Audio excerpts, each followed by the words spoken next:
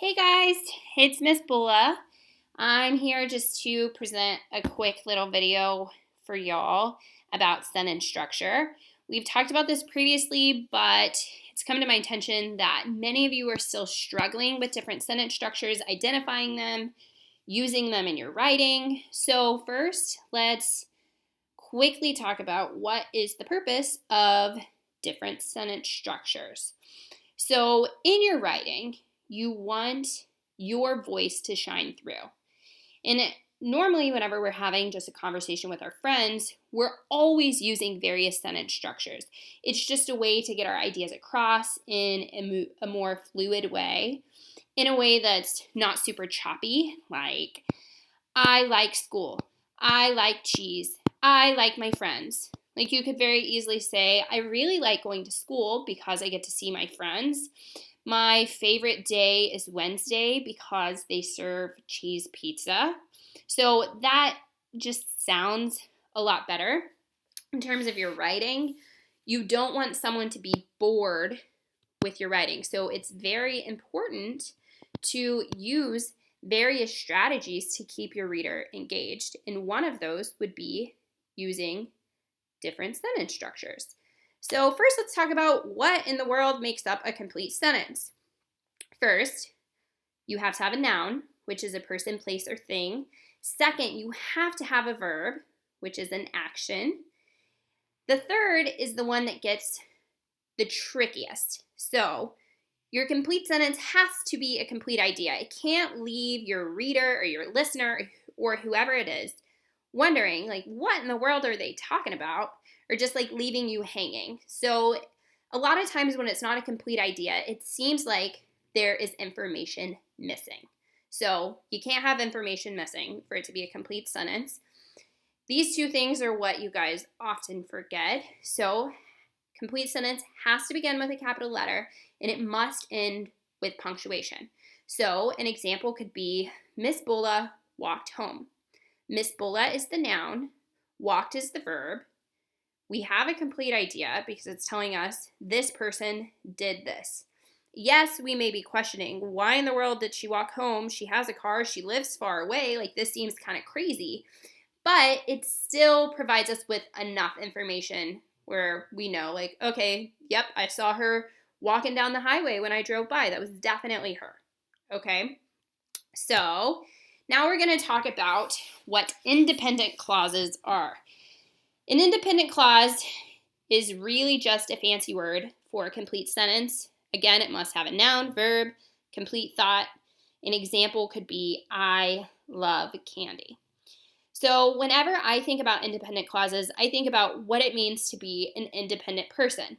So if you're an independent person, you can stand alone, right? Maybe you pay your own bills, you make yourself dinner, you clean the house, like whatever it is, you're not depending on anybody else for your survival.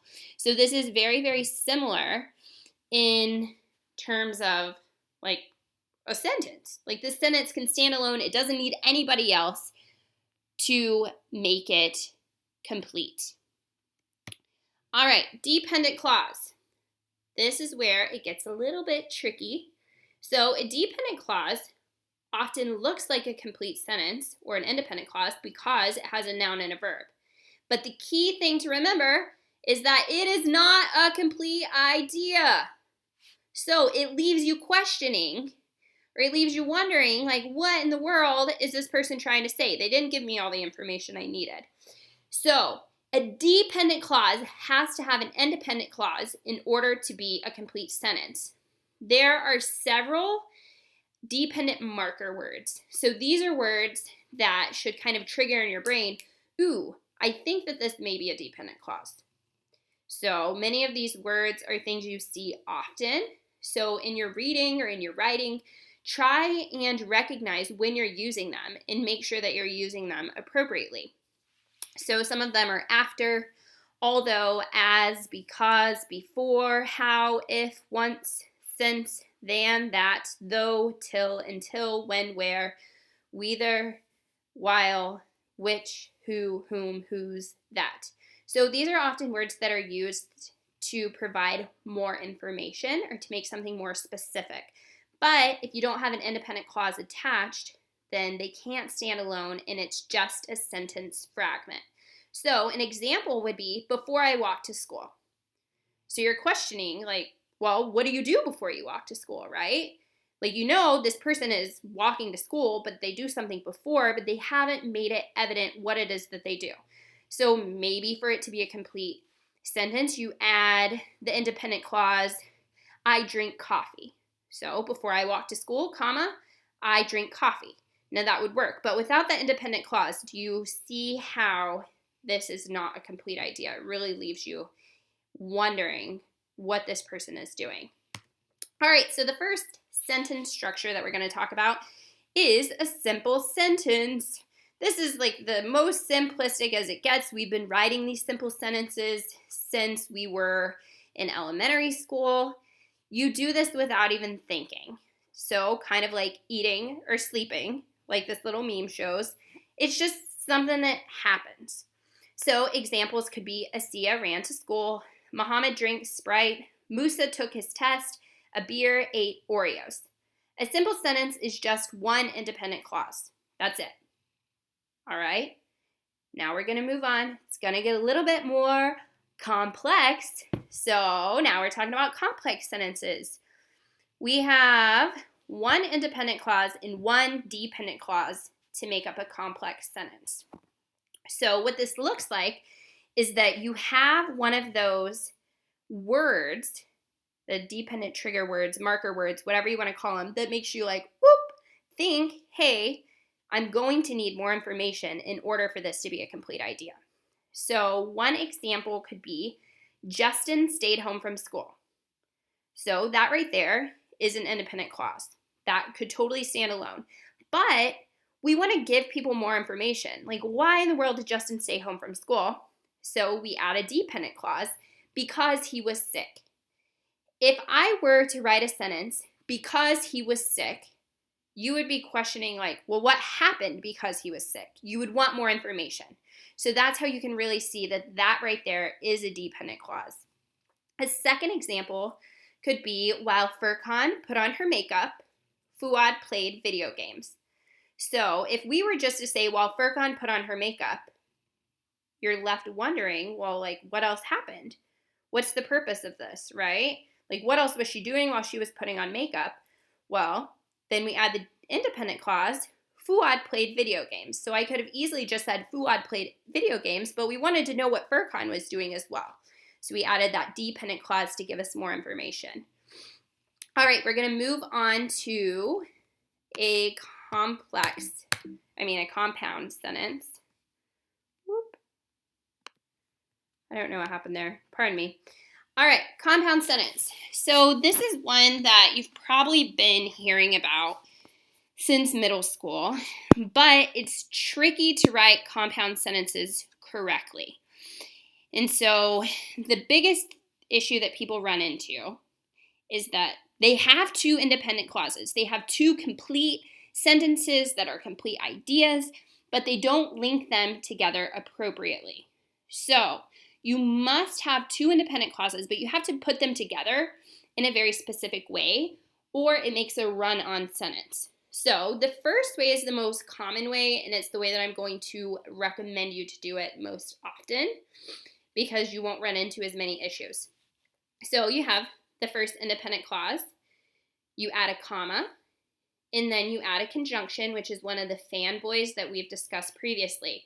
So remember, over here to the right, fanboys, F stands for, A and, N nor, B but, O or, Y yet, S so. You add one of those, and then you have another independent clause. The second option is that you have an independent clause, a semicolon, and another independent clause. Where this option gets a little bit tricky is that the clauses must be directly related. So the ideas have to be very, very, very similar in order to use a semicolon, or you're not using it correctly. So because of this rule, I highly recommend using option 1 when you are trying to write a compound sentence. So some examples could be, Imran played basketball all day, and he was very sore when he woke up.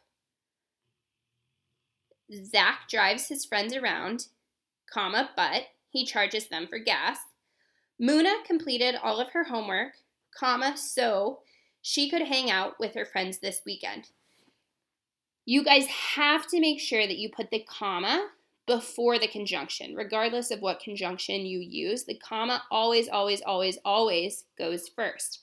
So let's look here. Imran played basketball all day. That is an independent clause. That could just be all by itself.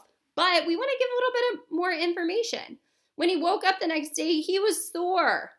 Okay?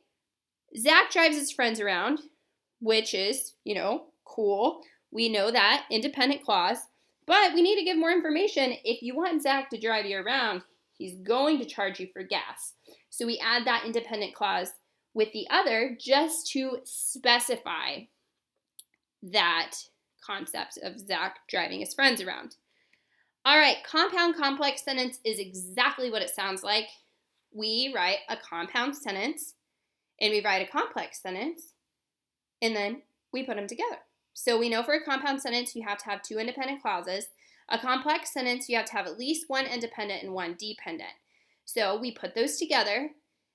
I would recommend just writing a sentence that's two independent clauses you put together with a comma and a conjunction, and then you add a dependent clause, which needs the independent clauses to be that full idea.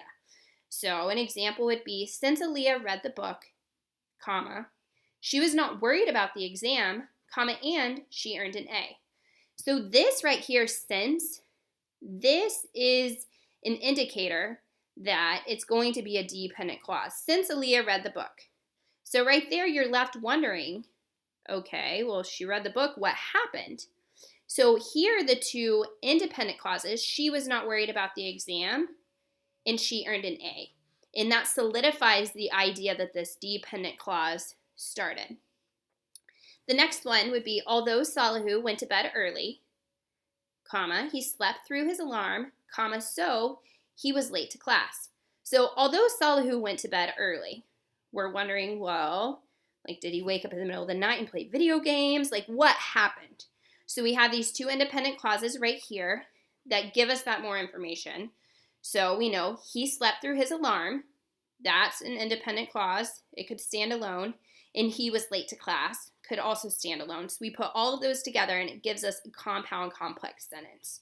So compound complex sentences are important in your writing, but it's also critical that you make sure that you are linking the independent clauses together correctly so that you are not creating a run-on sentence. So after you guys watch this video, I recommend going to your packet. There are some notes that are just written out to just a quick little review for sentence structure, and then there is a sentence structure worksheet. I would go straight to that after watching this and start practicing your sentence structure. If you would like to earn a little bit of extra credit, you are able to tell me on your study questions what type of sentences you are using to answer the questions. I will provide you extra credit. Make sure that you write on your paper, I did the extra credit, so I know to really go through and double check to make sure you're getting all the sentence structures correct. If you guys have any questions, please reach out to me. Please email me, and I will be very, very happy to help. I hope you're all doing well. I can't wait for us to see each other again soon.